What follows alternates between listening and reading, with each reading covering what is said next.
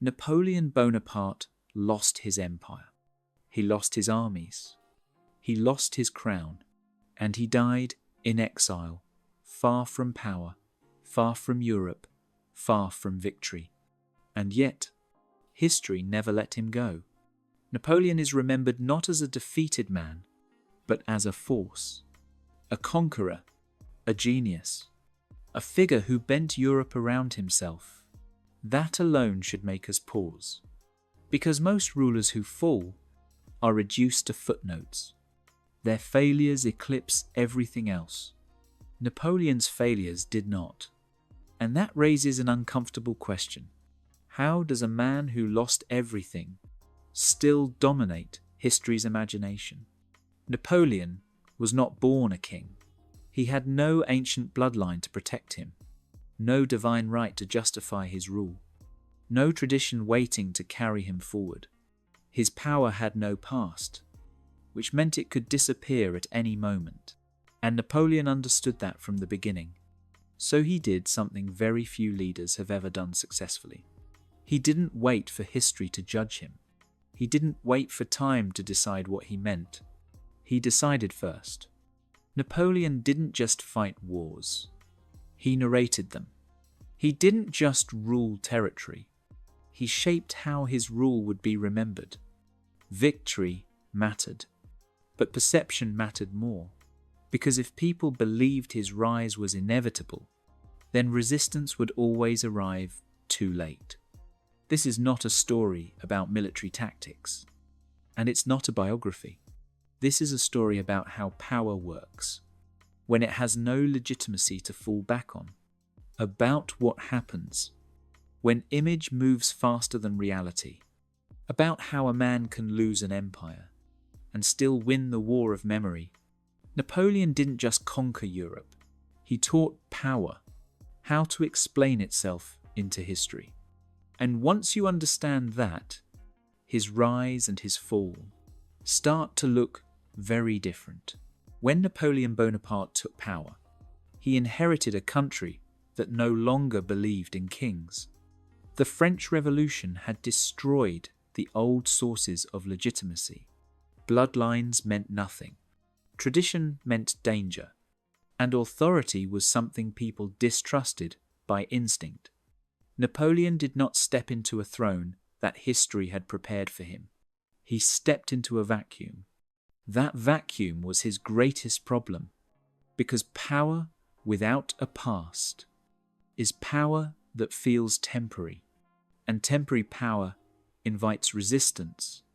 Napoleon was not feared because he was a tyrant. He was doubted because he was new. He had no ancient name to shield him, no divine justification to lean on, no long memory working in his favour. Everything about his authority felt recent, provisional, replaceable, and Napoleon understood something most rulers never fully accept. If people believe you are temporary, they will wait you out. They will tolerate you, endure you, smile publicly and plan privately. So Napoleon knew he could not rule slowly, he could not rule cautiously, and he could not allow uncertainty to linger around him. Uncertainty would kill him long before an enemy army did. This is where Napoleon's strategy begins to separate him from ordinary leaders. Most rulers try to stabilize power first and shape the narrative later. Napoleon reversed the order. He decided that his authority would not grow from tradition. It would replace tradition. Instead of inheriting a past, he would manufacture inevitability. Because inevitability does something remarkable. It makes resistance feel irrational, futile, almost embarrassing.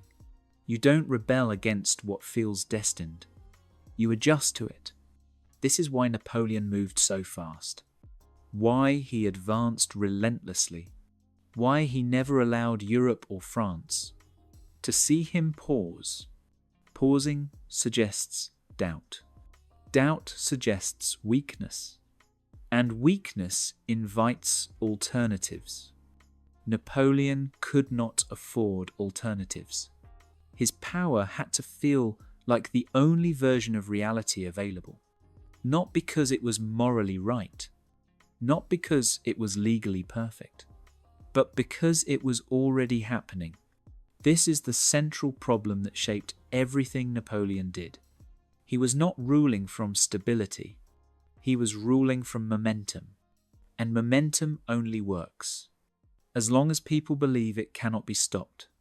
Once that belief cracks, everything else follows. In the next part, we'll see how Napoleon tried to solve this problem, not with laws, not with institutions, but with something far more dangerous, an image that moved faster than reality itself. When Napoleon Bonaparte realized that his power had no past, he reached for something that could move faster than legitimacy. Image, not as decoration, not as vanity, as a weapon.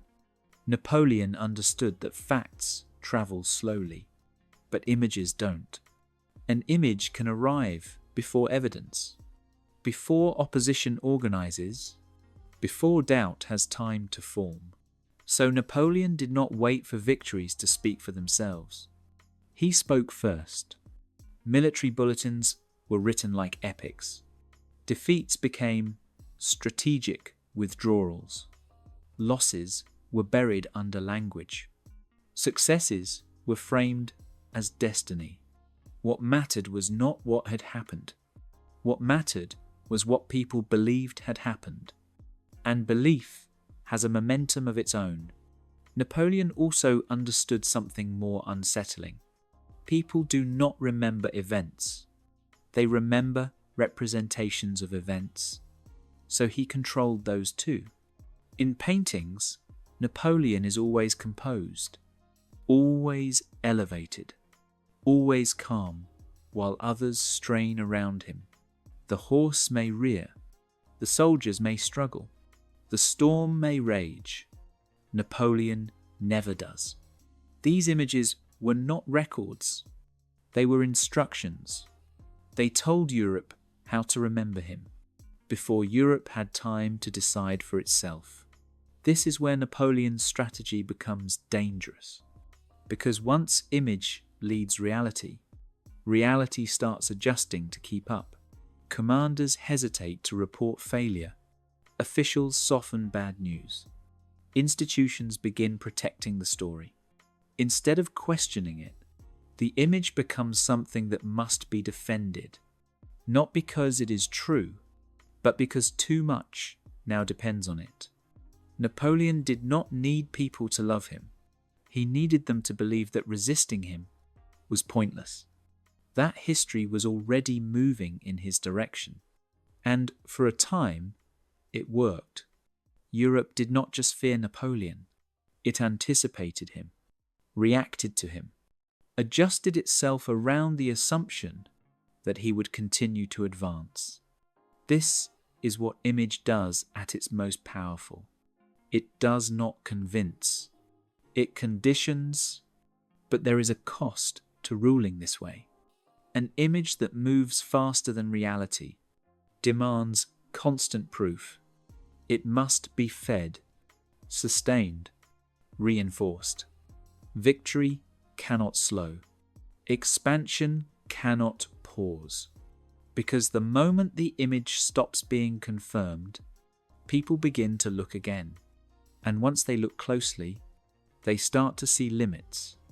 Napoleon had turned image into a weapon, but weapons have recoil. In the next part, we'll see how Napoleon became trapped by the very inevitability he created. Because once power depends on momentum, stopping is no longer an option, and neither is restraint. Once Napoleon Bonaparte turned image into a weapon, he created a new problem. The image had to be fed. An image built on inevitability cannot pause. It must move, advance, confirm itself again and again, because the moment momentum slows, people stop anticipating and start evaluating. Napoleon could not allow that. Stability would have made him visible. Visibility would have invited comparison, and comparison would have exposed limits. So, speed became policy. Campaign followed campaign. Decision followed decision. Expansion followed expansion. Not because restraint was impossible, but because restraint would have admitted choice. And choice would have suggested that things could have gone differently. Napoleon needed the opposite. He needed the sense that events were not chosen, but unfolding. That history itself was carrying him forward. This is where inevitability becomes a trap. Because when power depends on momentum, every success raises the cost of stopping. A pause no longer looks like prudence. It looks like hesitation. A compromise no longer looks strategic. It looks like retreat. And retreat is fatal to an image built on forward motion. Napoleon had trained Europe and France to expect movement, to assume that tomorrow would look like today, only larger. This conditioned everyone around him. Commanders stopped questioning orders. Officials stopped presenting alternatives. Institutions stopped planning for limits, not because they were afraid, but because the image made limits feel irrelevant. Reality, once again, adjusted itself to keep up. But reality has a problem that images do not. It resists acceleration. Logistics stretch. Resources thin. People tire. An image can move at any speed. Armies cannot. This gap between what the image demanded and what reality could sustain kept widening, and the more it widened, the more momentum became necessary. Napoleon was no longer expanding to gain power. He was expanding to protect the story that power was inevitable.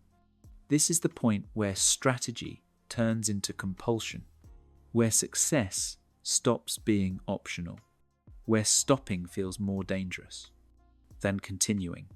Napoleon had built a system that punished restraint and rewarded escalation. And systems like that do not collapse suddenly. They accelerate until they break. In the next part, we'll see what happens when inevitability finally meets resistance. Not resistance in the form of enemies, but resistance in the form of reality itself. Because when an image outruns what it describes, it doesn't simply fade, it fractures. And when inevitability fractures, everything that depended on it falls with it. Images do not collapse all at once. They fail quietly, unevenly. In places, people are trained not to look. For Napoleon Bonaparte, the problem was never defeat. It was exposure. For years, his image had moved faster than reality. Now, reality was catching up. Not with a single event, but with accumulation. Reports no longer matched expectations. Outcomes no longer confirmed the story, and explanations began to stretch. The language that once felt confident started to sound defensive. This is the moment when inevitability loses its grip, because inevitability depends on silence.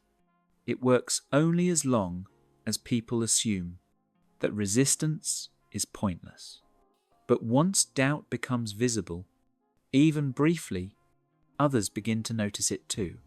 Napoleon's system had trained everyone to protect the image. Now it began demanding something impossible, that they protect it from reality. Officials softened facts. Commanders delayed bad news. Institutions hesitated to acknowledge limits, not out of loyalty, but because admitting failure would mean admitting the story had been wrong, and that was far more dangerous. This is how image-based power collapses. Not when enemies win, but when the image can no longer explain what people are seeing. Napoleon's authority had never rested on tradition or law. It rested on momentum, and momentum has no memory. Once it slows, it offers nothing to stand on. The moment inevitability breaks, power does not argue. It evaporates, because no one needs to overthrow it anymore. They simply stop believing in it. This is why the fall feels sudden, only in hindsight. In reality, it is preceded by hesitation, by strained explanations, by moments where silence lasts too long. Napoleon did not lose control in a single day. He lost it the moment his image could no longer move ahead of events. When power depends on speed, any delay becomes visible, and visibility is fatal. The image that once made resistance feel absurd now made obedience feel irrational. People did not rise against Napoleon because they suddenly hated him. They let go because the story no longer held. And once that happens, no amount of authority can restore it. In the next part, we'll look at the most unsettling outcome of all, because even after the image broke, Napoleon did not disappear. He lost his empire, but he did not lose history. And that may be the most revealing detail of his reign. Napoleon Bonaparte did not rule forever, but his image did. And that may be the most revealing fact about his reign. Napoleon lost power when inevitability collapsed. He lost authority when momentum evaporated. He lost control when the image could no longer outrun reality. But history did not reduce him to a failure. It preserved him as a figure, a genius, a force of nature, a man too large to be contained by defeat. That outcome was not accidental. Napoleon understood something most rulers never do. Power ends.